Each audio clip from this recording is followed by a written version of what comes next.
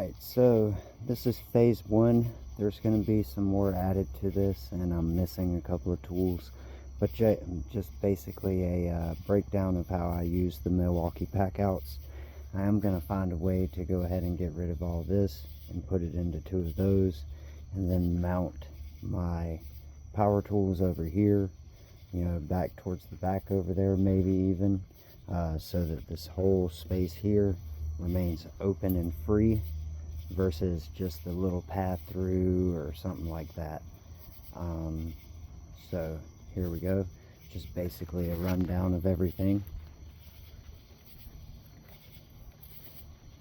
I've taken the shelves out, just did that today. So basically,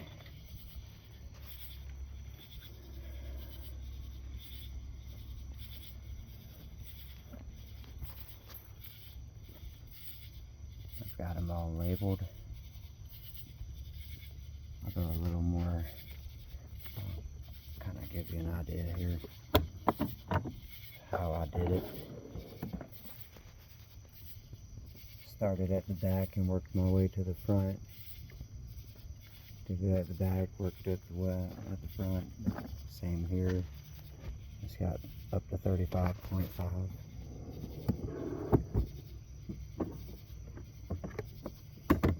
Or, I'm sorry, /5. I'll correct that later. But anyway, same here, up to 80 UF. This down here has the HVAC pump, hoses, benders, switchers, flush, miscellaneous, refrigerant supplies, i.e. leak bubbles, thermogel, etc. Somebody brought me my Milwaukee vacuum cleaner type deal to me when I asked for my shop vac. So shop vac, wet vac, use it for wet stuff. Kind of dirty, but I work with it. So anyway, small electrical parts, wire nuts, stuff like that. Small refrigerant parts, just, you know, stuff like that with washers, the little nylons, you know, just some basic refrigerant kind of deal. Anything that can fit in that little thing there. Duct install, so basically a bunch of install supplies to do an install with ductwork, of course. This one here, I did not get a chance to label it. I do not remember what's in it. I'll come back to that eventually. Anyway, mask, refrigerant leak detector,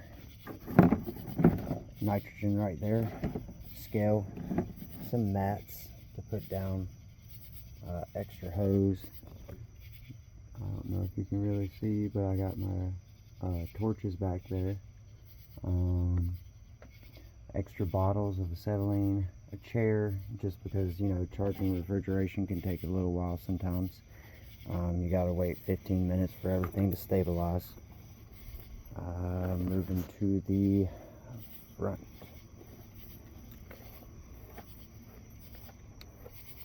Alright, so if we're in here, I have my gauges hanging up, some leaky bubble stuff. Gas can, just in case. I have ran out of gas before. Recovery tank.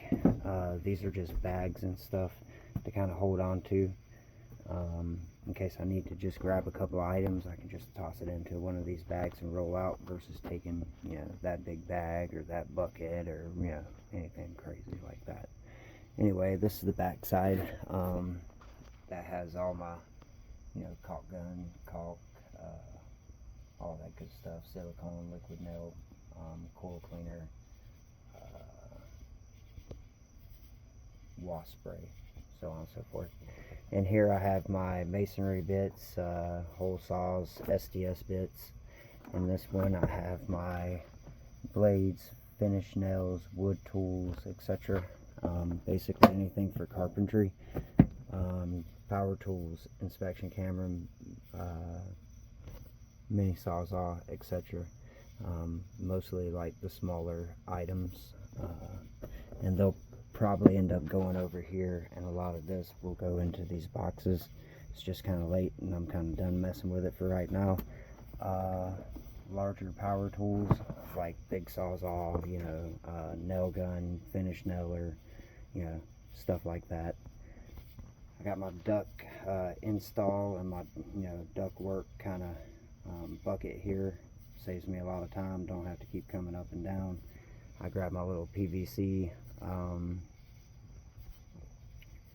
pack out up there, grab that, and this backpack, and basically I go up in the attic and I don't really have to come down for much of anything.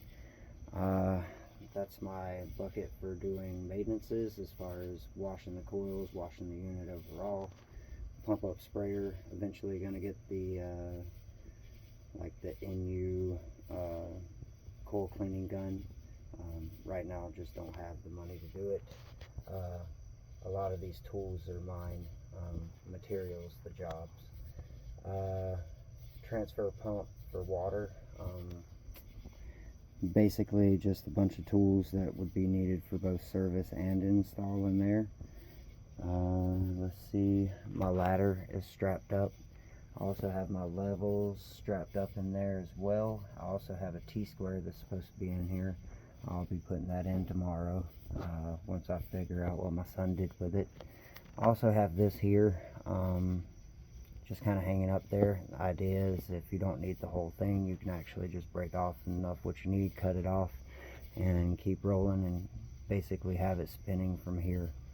I have a couple of running theories on that. My shovels, since they won't stand up and they're always in the way, in this little cubby hole here, and it's all strapped up, mini shovel, flathead, and a root slayer shovel.